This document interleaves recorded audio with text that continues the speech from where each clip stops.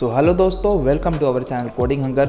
तो दोस्तों आज के वीडियो में हम लोग CSS ट्रांसफॉर्म के बारे में सीखेंगे, किस तरह से हम लोग इसमें कितने मल्टीपल टाइप्स के ट्रांसफॉर्म है, ट्रांसलेट है, रोटेट करवा सकते हैं, स्केल करवा सकते हैं, स्क्यू करवा सकते हैं। तो इन सब के बारे में सीखेंगे। तो चलिए विदाउट एनी डिले स्टार्ट करते हैं। उससे पहले अगर आप लोग नए हैं मेरे चैनल पर तो मेरे चैनल को सब्सक्राइब कर दें, मेरे वीडियोज़ को लाइक कर दें और अपने दोस्तों में भी शेयर करें। तो दोस्तों आज का एजेंडा है हमारा CSS ट्रांसफॉर्म। अब हम लोग चलते हैं, पहले सीख लेते हैं CSS ट्रांसफॉर्म आखिर होता क्या है। तो CSS transform is a property used to visually modify an HTML element without affecting its actual document flow. It allows you to manipulate elements by rotating, scaling, translating और स्क्यूइंग देम। तो ये तो हो गया हमारा बेसिकली एक definition जो हम लोग अपने इंटरव्यू में बता सकते हैं। तो इसका अब हम लोग समझते हैं एक्चुअल मीनिंग क्या है। तो CSS ट्रांसफॉर्म एक प्रॉपर्टी है जो किसी HTML एलिमेंट को विजुअली मॉडिफाई करने के लिए यूज होता है। उसके बिना हम एक्चुअल डॉक्यूमेंट फ्लो को भी हम लोग विदाउट चेंज किए हुए हम लोग इस चीज़ को अचीव कर सकते हैं। इसके जरिए आप एलिमेंट को रोटेट, स्केल, ट्रांसलेट या स्क्यू कर सकते हैं। इन सब का हम लोग एग्जाम्पल देखेंगे। तो चलिए हम लोग नेक्स्ट स्लाइड पे चलते हैं। तो पहला है हमारा ट्रांसलेट। ये बेसिकली क्या करता है, एलिमेंट को एक्स और वाई एक्सिस पे मूव कराता है। ठीक है, तो हम लोग अगर किसी भी एलिमेंट को एक्स और वाई एक्सिस पे मूव कराना चाहते हैं तो हम लोग वहाँ पे ट्रांसलेट का यूज़ करेंगे। ठीक है, तो हम लोग चलते हैं, एक बेसिक सा एग्जांपल देख लेते हैं अपने HTML फाइल में। तो दोस्तों जैसा कि आप लोग देख सकते हैं, ये हमारा HTML फाइल है जिसमें कि एक सिर्फ नॉर्मल सा डिव बनाया है जिसमें क्लास नेम बॉक्स डाल दिया है और बॉक्स का पोजीशन हम लोग यहाँ पे बेसिक सा CSS प्रॉपर्टी डाल के रखे जिसका कि हम लोग यहाँ पे ये विथ ये वाला देख सकते हैं, यहाँ पे ये बॉक्स। ठीक है, तो ये बॉक्स हमारे इस तरह से। अब मैं चाहता हूँ यहाँ पे जाऊँगा और ट्रांसफॉर्म में यहाँ पे जाऊँगा और यहाँ पे लगाऊँगा ट्रांसलेट। ठीक है, ट्रांसलेट में हम लोग जाएंगे और यहाँ पे जितना हमको मूव कराना है एक्स एक्सिस और वाई एक्सिस के थ्रू, क्योंकि हम लोग ये 2 डायमेंशनल कर रहे हैं ना। तो देखिए अगर मैं पहला आर्गूमेंट दूँ यहाँ पे, अगर मैं थोड़ा सा इसको बड़ा कर देता हूँ, ठीक है, मैं यहाँ से थोड़ा सा उसको जूम कर देता हूँ। अगर मैं यहाँ पे ट्रांसलेट में पहला आर्गूमेंट जो दूँ तो 30 पिक्सल, ये क्या करेगा, मुझे एक्स एक्सिस के थ्रू 30 पिक्सल ट्रांसलेट कर देगा। मैं सेव करूँ तो देखिए ये बढ़ गया।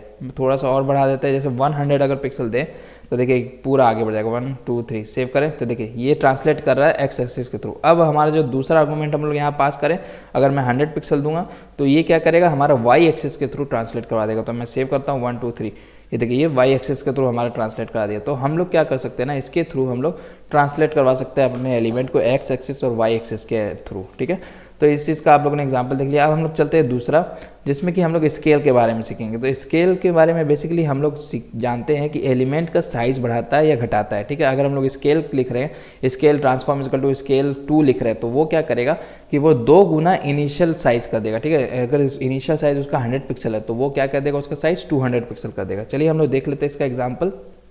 तो यहाँ चलेंगे हम लोग और यहाँ पे बेसिकली हम लोग ट्रांसफॉर्म को, ट्रांसलेट को हटाते हैं, अभी इस चीज़ को हटाते हैं और सेव करते हैं। तो देखिए ये हमारा इनिशियल पोजीशन पे गया। अब मैं यहाँ पे चलूँगा, स्केल लिखूँ। स्केल लिखने के बाद मैं चाहता हूँ कि ये 0.5 मतलब कि 50% इसका हो जाए। ठीक है, 50% इसका स्केल कर दूँ तो ये क्या करेगा, छोटा कर देगा। 1 2 3, ये देखिए ये उसके साइज से हाफ हो गया। अब मैं चाहता हूँ इसका 2 गुना हो जाए, तो मैं यहाँ लिखूँगा स्केल में पास करूँगा 2। अब मैं सेव करूँ तो ये देखिए इसका 2 गुना हो गया।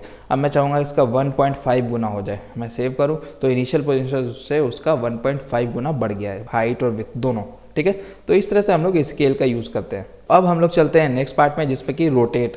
और ये क्या करता है, एलिमेंट को स्पेसिफाइड एंगल डिग्री के अकॉर्डिंग घुमाता है। तो बेसिकली अगर हम लोग को किसी भी अपने एलिमेंट्स को अगर रोटेट करवाना है किसी पार्टिकुलर डिग्री से, तब हम लोग वहाँ पे उसका यूज़ कर सकते हैं रोटेट का। तो चलिए इसका एग्जांपल भी देख लेते हैं।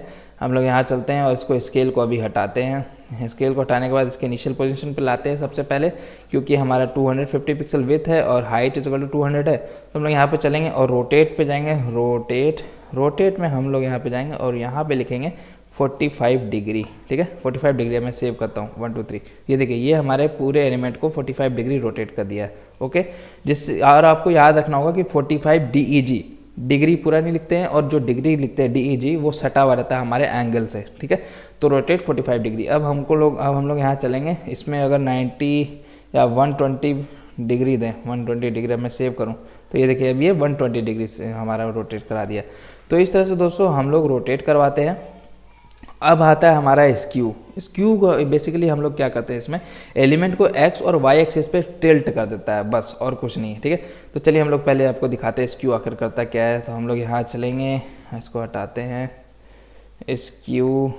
स्क्यू लिया और हम लोग यहाँ पे 45 डिग्री ये लिया, सेव करते हैं। सेव करने के बाद ये देखिए ये स्ट्रेच कर दिया, टिल्ट कर देता है, ठीक है, टिल्ट कर दिया जिससे कि थोड़ा सा झुक गया है हमारा। ये हो गया हमारा एक्स एक्सिस के थ्रू। अगर हम लोग यहाँ पे 45 डिग्री लिखेंगे तो ये वाई एक्सिस के थ्रू भी हमारा टिल्ट कर देगा। मैं सेव करूँ तो ये देखिए ये अब हमारा टिल्ट कर दिया, ये गायब हो गया पूरा, ठीक है, गायब हो गया क्योंकि हम लोग का वाई एक्सिस के थ्रू भी 45 डिग्री टिल्ट हो गया, तो इसलिए हम लोग को शो नहीं कर रहा है। तो अगर मैं यहाँ पे सेव करूँ, सेव कर दिया मैंने एक्स एक्सिस, ठीक है।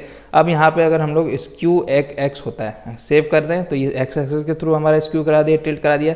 अब मैं वाई अगर लिखूँ, स्क्यू कैपिटल वाई, ठीक है, अब मैं सेव करूँ तो ये देखिए ये हमारा वाई के अकॉर्डिंग सिर्फ हमारा वाई के अकॉर्डिंग स्क्यू करा दिया, टिल्ट करवा दिया।